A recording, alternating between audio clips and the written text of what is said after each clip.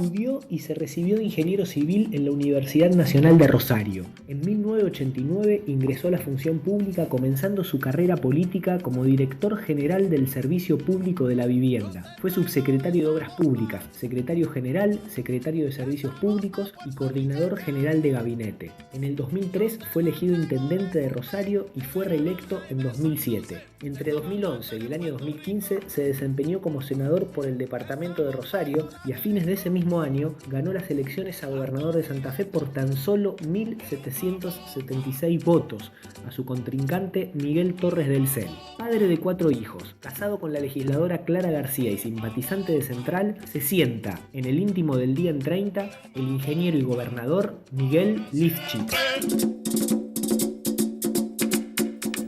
¿Qué tal, gobernador? ¿Cómo le va? Hola, ¿qué tal? ¿Cómo estás? Buenas noches. Muchas gracias por venir al día en 30. ¿Eh? No, un gusto.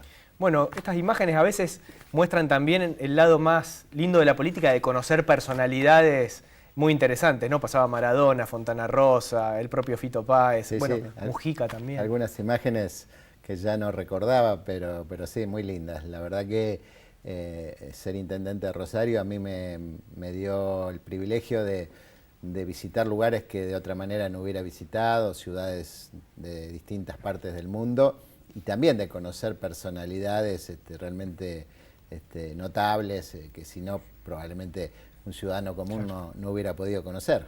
Son de los pequeños privilegios que a veces tiene la función pública en esos lugares, ¿no? Como intendente sí tenía la posibilidad por ahí de viajar más, de representar la ciudad. Ahora como gobernador eso es más complicado. Es más ¿no? complicado. Los gobernadores, ahí tengo algunos colegas que viajan bastante que viajan también, más. Pero yo hasta ahora no he hecho grandes viajes. Estoy muy concentrado en la gestión. La verdad que la gestión en Santa Fe es muy corta porque son 4 años, no hay reelección. El último año es un año que se va en elecciones, con lo cual en realidad son 3 años de gestión pura y dura.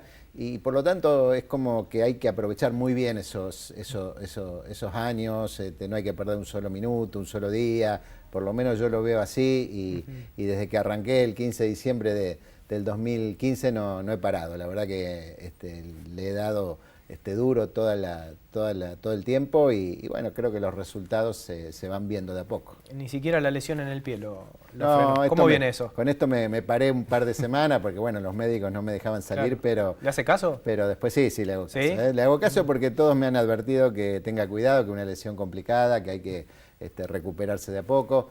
Pero dentro de eso estamos ya con una actividad prácticamente a pleno, con alguna limitación, por supuesto, porque recién ayer dejé las muletas, hoy ya empecé a caminar un poquito, todavía tengo el yeso, pero espero que en los próximos días ya empiece a recuperarme más rápido. ¿Vida normal o la posibilidad de caminar normalmente para cuándo es? Y ya a partir de que me saquen el yeso ya empiezo la tarea de recuperación. Algunos dicen que eso lleva 60 días, otros son más pesimistas y me dicen que te va a llevar más tiempo. Bueno, depende seguramente de cada uno, pero vamos a tratar de cumplir con lo que dicen los médicos y hacer una buena recuperación. ¿Cómo estuvo hoy la presentación de la línea Q? La verdad que muy linda, muy emotiva, porque había mucha gente del barrio, estaban los trabajadores del trolley, ¿no? Que todos los trabajadores siempre son muy entusiastas de lo que hacen, ¿no? Pero particularmente los que trabajan en el trolley desde hace muchos años tienen una gran mística, ¿no? Porque claro, es un trabajo muy especial, es un sistema de transporte muy singular, muy propio de Rosario, y después de más de 55 años se inaugura una nueva línea. La última que se había inaugurado, que es la CAC, casualmente, la única que sobrevivió, hoy vuelve una línea nueva, con coches súper modernos, trolleys súper modernos, que además de tener toda la tecnología, la comodidad propia del trolley, tienen una característica muy especial, que tienen baterías eléctricas, que les permite transitar parte del recorrido sin las catenarias, o sea, sin las lanzas y la electricidad. O sea que esto le da una gran movilidad. En parte es un colectivo eléctrico y en otra parte es un trolley, ¿no? Así que, bueno, van a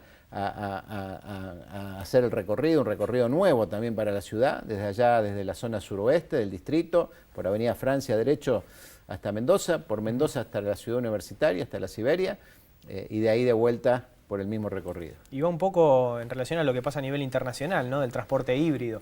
Sí, sí, hoy cada vez más en el mundo avanza hacia transportes eléctricos o híbridos, es decir, transportes que no contaminen, que no produzcan impacto ambiental, que sean más, digamos, más cómodos para el usuario. Se prioriza el transporte público, se trata de disuadir el uso de automóviles particulares. Y bueno, Rosario, la verdad que es una ciudad que siempre estuvo adelante en tema de transporte. Fue la primera ciudad en la Argentina que tuvo tranvías hace más de un siglo. Después fue una de las primeras que tuvo troleys y los mantuvo durante estos años. Y hoy estamos creciendo de nuevo con los troleys. Y también en la búsqueda, creo que no va a pasar demasiado tiempo, de que empecemos a tener también colectivos eléctricos en la ciudad. ¿Eso cuándo piensa que puede llegar a darse? Vamos a ver, creo que en un par de años, cuando se empiecen a fabricar aquí en la Argentina, todavía son muy costosos porque se fabrican en Brasil o en Europa, hay que importarlos, pero creo que no va a faltar mucho porque ya hay algunas empresas dando vuelta que se empiecen a fabricar en la Argentina y podamos ya poder usarlos en el transporte urbano de pasajeros. Este canal se llama Somos Rosario, pero llega a gran parte de la provincia y la realidad de la provincia es muy diversa según cada localidad, los rubros económicos. Hay localidades que están pasando situaciones muy complejas, ¿no? Sobre todo la industria del calzado y otros sectores. Hoy se veían protestas también en Aceval. ¿Cómo ve la situación de estos sectores, de estas localidades? Algunas que tienen una realidad muy diferente a otra que está a pocos kilómetros. ¿Cómo se gobierna ante esa disparidad? Sí, yo creo que hay como dos economías, ¿no? Una economía que arrancó y que anda a una buena velocidad, que se está recuperando, pero son sectores, núcleos económicos más competitivos, con más rentabilidad, que históricamente han tenido más dinamismo, el sector de los agronegocios, el sector agropecuario de la zona sur de la provincia de Santa Fe, la minería en el norte, el petróleo, la petroquímica, las automotrices que se han recuperado, pero son sectores muy puntuales, ¿no? El resto de la economía, las pequeñas y medianas empresas, las economías regionales, que son tan fuertes en nuestra provincia, están muy complicadas, porque son aquellas que dependen del consumo, del mercado interno, que además a veces se ven afectadas por las importaciones también. Entonces, tienen una situación muy difícil. El caso de Aceval es un caso particular, porque ahí se concentran más de 50 empresas. Es el polo del calzado. El polo del calzado, son pequeñas empresas. Y bueno, hoy hay caída del consumo interno, hay importaciones de calzados de China y de otros lugares, y bueno, esto las ha puesto realmente en una situación límite, ¿no? Y bueno, nosotros, es una de las críticas que le hacemos al gobierno nacional, ¿no? En el sentido de que hay políticas macroeconómicas que no tienen en cuenta la realidad de los distintos sectores de la economía y sobre todo del interior del país. Y entonces terminamos afectando a muchos trabajadores, a muchas familias, a muchas comunidades, lo que ha pasado con el sector lácteo, por ejemplo, también. Con los tamberos. Bueno, ahí con las inundaciones también que viene a ser el golpe de gracia, ¿no? De alguna manera sí, se sumó a una situación crítica de la actividad láctea junto con inundaciones del año pasado, este año. Ahí en la provincia ha estado presente. ¿Cómo viene el tema de obras en materia de inundaciones? Hay muchas obras en marcha. La verdad que se priorizaron siempre con una lógica de atender las situaciones más complejas a las grandes ciudades o a los centros urbanos. Y afortunadamente ni el año pasado ni este año hemos tenido impactos severos sobre las ciudades, sobre los cascos urbanos, salvo algunas excepciones, pero ni Rosario, ni Santa Fe, ni ninguna de las grandes ciudades ha sido afectada. Y esto tiene que ver con todas las obras de prevención que se han venido haciendo en estos años. Lógicamente faltan muchas obras, sobre todo en el sector rural, en las zonas rurales, donde a veces el agua termina afectando a los sectores productivos, ¿no? Que es lo que ha ocurrido en el sur, La Picasa, Melincue, General López, o lo que ha ocurrido en el departamento Castellanos. En relación a, bueno, porque acá también juega mucho el papel de la provincia de Córdoba, y en su momento hubo un cortocircuito, ¿no? Del agua que venía de allá, de los canales clandestinos. Sí, esa situación. Afortunadamente yo diría que hemos avanzado mucho porque se ha logrado conformar los 3 comités interjurisdiccionales de las 3 cuencas que tenemos compartidas con Córdoba, una más en el norte, que es la llamada de Vila Cululú, en la zona del departamento castellano, la otra es la del Carcarañá, y la del sur, que es la de La Picasa. Ahí nosotros recibimos agua de Córdoba, naturalmente, porque somos el paso obligado hacia los desagües en el río Paraná o en el Atlántico. En el caso de La Picasa, además, esa agua transita por Santa Fe, pero desagua por Buenos Aires, con lo cual se involucran 3 provincias. Pero bueno, creo que estamos avanzando en que se van a encarar obras entre las 2 jurisdicciones, ¿no? Que es lo que había que haber hecho quizás hace muchos años atrás. Quiero preguntarle por el tema coparticipación porque está en el candelero el reclamo, sí. pero antes le quiero mostrar, seguramente ya lo vio, hay mucha gente que a lo mejor no, lo que sucedió ayer en conferencia de prensa entre el presidente de la Nación, Mauricio Macri, y el gobernador de Córdoba, Schiaretti. Mira. Podríamos bajar el ingreso bruto, estoy muy manguero. El ingreso bruto a los créditos hipotecarios. Cuando la Nación le devuelva a la provincia todo lo que corresponde a la provincia, que hace 30 años se viene quedando la Nación, ahí seguramente la provincia vamos a bajar más los impuestos. Como diría el difunto presidente Alfonsino, te ha ido mal tan mal gordito que ha cobrado 6.000 millones más con el fallo de la Corte. Pero igual yo... Entre chicanas cargadas, se lo dijeron, ¿no? Y es la gran discusión del momento, ¿no? En Córdoba, en Santa Fe, acá hay un fallo judicial y hay que responderlo. Sí, a veces el presidente mira, como dice el viejo dicho popular, ¿no? La paja en el ojo ajeno y no la viga en el propio, ¿no? Porque, primero, la carga impositiva que más pesa sobre la actividad económica en general es la carga de los impuestos nacionales. La carga de los impuestos provinciales en general es mínima, es irrelevante frente a la magnitud de los impuestos nacionales. Eso en primer lugar. Y en segundo lugar, si analizamos los impuestos provinciales, que básicamente es el impuesto llamado ingresos brutos, claro, los 2 distritos del país que tienen mayor carga tributaria de ingresos brutos, el 5% de la facturación, es la Ciudad de Buenos Aires y la provincia de Buenos Aires. Córdoba está por debajo, Santa Fe está por debajo de Córdoba y después hay otras provincias que se ubican en distintos lugares. Pero si se quiere, paradójicamente, la carga tributaria provincial más alta son los 2 distritos que administra el partido del presidente, ¿no? Por lo cual, si queremos seriamente analizar el problema de la carga tributaria y ver cómo logramos una estructura tributaria más equitativa, más razonable, que tenga menor impacto sobre el desarrollo productivo y sobre las empresas, cosa que nosotros compartimos, bueno, hay que poner todos los temas arriba de la mesa y en todo caso ver qué es lo que cobra cada uno y también cómo se distribuyen esos recursos, porque es importante que veamos de esa masa de recursos que cobra la Nación y que cobra la provincia, cómo se distribuyen equitativamente también entre la Nación, la provincia y no nos olvidemos de los municipios y las comunas. Son 50.000 millones de pesos.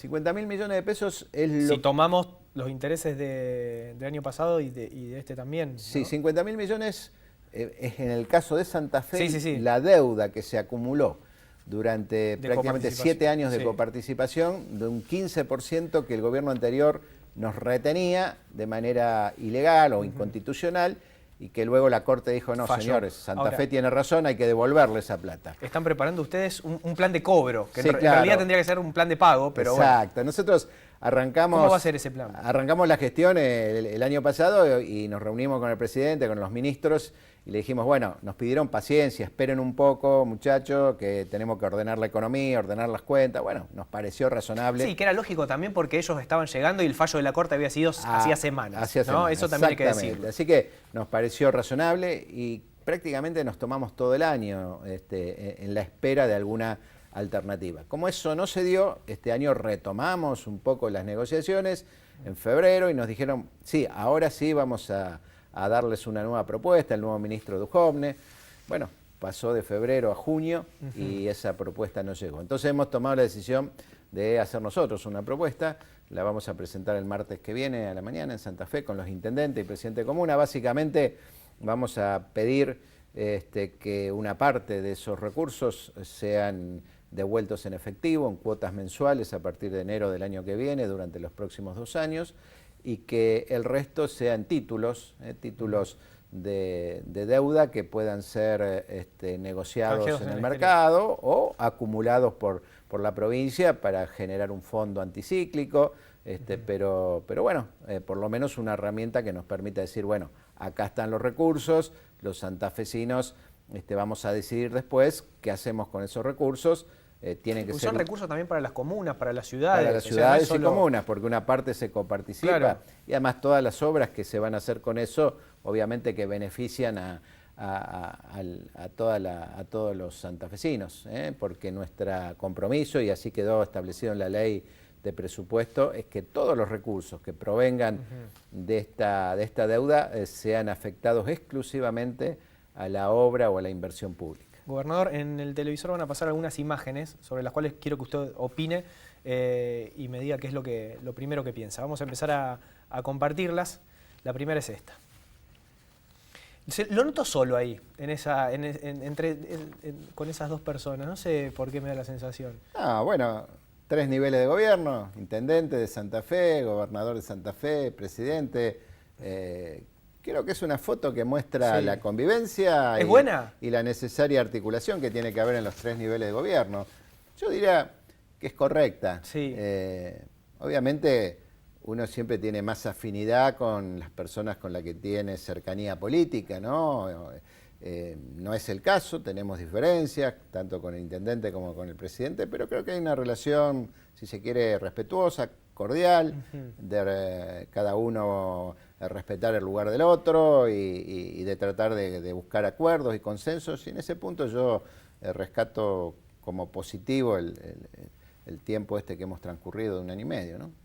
Había comenzado con ese famoso asado en Olivos, que usted formó parte después de la conferencia de prensa posterior, y uno pensaba que a lo mejor se podía generar esa mesa de consenso, sí, pero después se fue enfriando un poco. Se fue enfriando. Diría que fue la primera y última reunión que tuvieron todos los gobernadores con el presidente.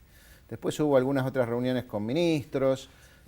Yo también me ilusioné con esa reunión, porque fue a poquitos días, en la primera semana, y me pareció un muy buen gesto. Digo, bueno, por primera vez un presidente que va a gobernar con los gobernadores. Pero no, después se volvió un poco esa relación más bilateral, ¿no? Del presidente con cada gobernador, por supuesto con algunos más afines, más cercanos, otros no. Pero bueno, son estilos. Creo que sería muy bueno pensar el federalismo, pensar la Argentina como, no digo un cogobierno, pero como de alguna manera digamos, un espacio de decisiones compartidas entre los gobernadores y el presidente. Eso le daría mucha gobernabilidad, mucha solidez a las decisiones del gobierno. Quizás muchos errores que se cometieron, que después hubo que volver atrás, no se hubieran cometido si se hubiera conversado antes esas decisiones con los gobernadores. Vamos a la segunda, tiene que ver ya un poco con las elecciones y lo que sucedió hace muy poco con la lista de Cambiemos. A ver, lo escuché a opinar sobre esta situación a ustedes. Sí, ustedes saben, que lo sabe todo el mundo, que Jorge Boazo no es un dirigente de mi estima, no hace muchos años que estamos muy enfrentados políticamente. Sin embargo, creo que, y esta es una opinión personal, ¿no? Creo que no fue correcto desde el punto de vista democrático haberlo excluido de la competencia interna. Yo vengo participando de procesos electorales en Santa Fe desde los últimos 30 y pico de años, y es la primera vez que a una lista, habiendo ley de lemas antes o ahora con el sistema de primarias, se excluye una lista con el argumento de los avales. Puede ser que haya habido avales, tal vez que sí. Pasa en muchas listas eso. Pasa en muchas listas, y normalmente siempre prima un criterio de priorizar la participación de los candidatos, ¿no? Y no entrar en el detalle fino. ¿Piensa que hubo un temor porque Boazo termine ganando la interna?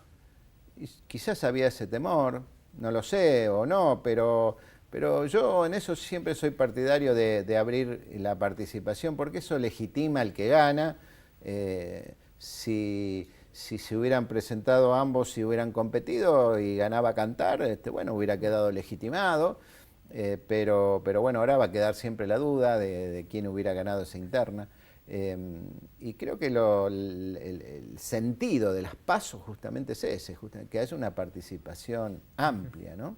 Así que bueno, no se dio en este caso, no es mi partido, en definitiva no es un tema que yo deba opinar. Sí, pero bueno, también pero lo hago como... La posibilidad de ser gobernador y un referente político. Así como, digamos, cuestiono que se lo haya dejado sin competencia en una interna a Boazo, porque tampoco me gustaría que me pasara a mí en algún momento.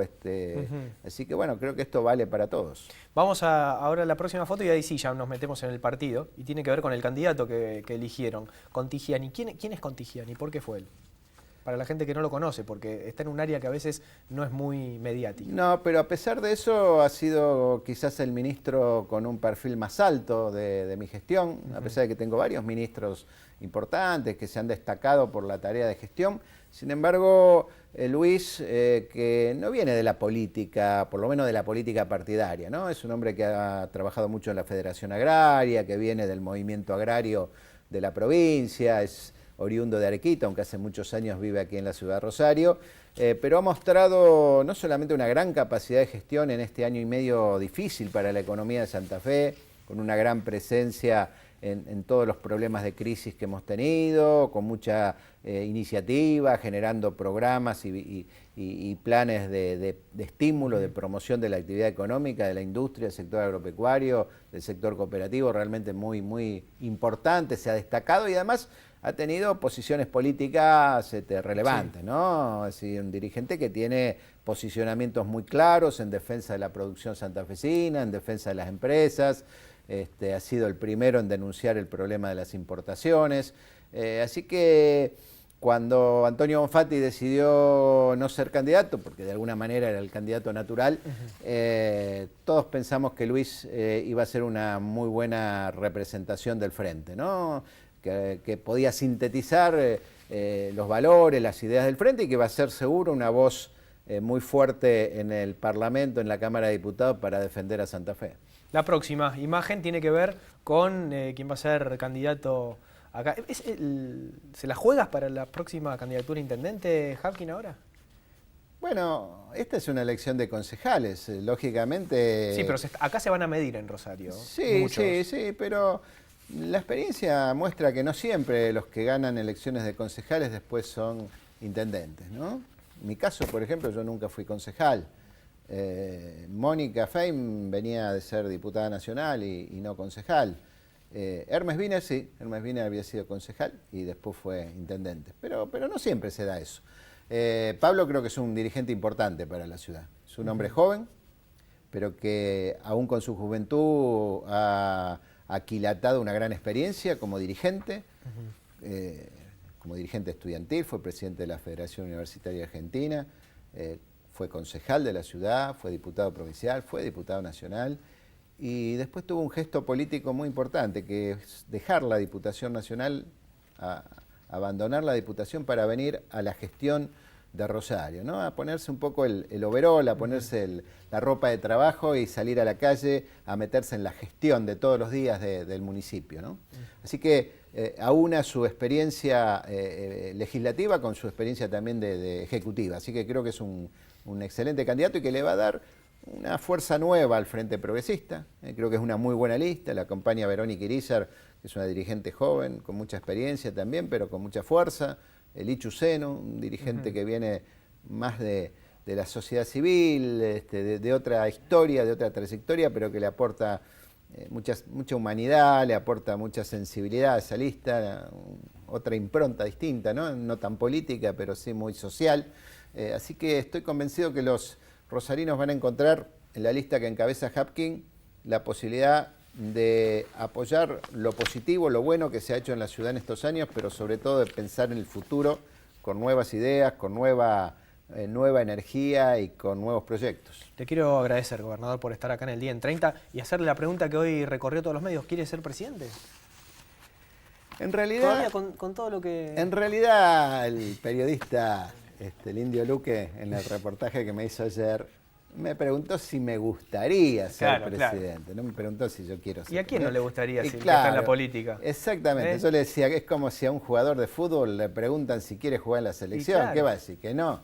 Lógicamente que quien ha llegado a ser intendente de Rosario piensa que puede ser gobernador, y quien es gobernador de Santa Fe, como en mi caso, por ahí piensa que a lo mejor estaría lindo ser presidente, pero bueno, creo que hoy es nada más que una utopía. Es muy difícil, yo se lo decía también ahí en ese reportaje, desde Santa Fe lograr una proyección nacional. Es más fácil desde la Ciudad de Buenos Aires, es más fácil desde la provincia de Buenos Aires que desde el interior. Pero bueno, a veces todas las utopías, algunas se pueden concretar, ¿no es cierto? Totalmente. ¿Por qué Muchas no? gracias, gobernador, No, por ustedes. estar en el día en 30. Nos vamos, no hay más tiempo. Hasta mañana, chao.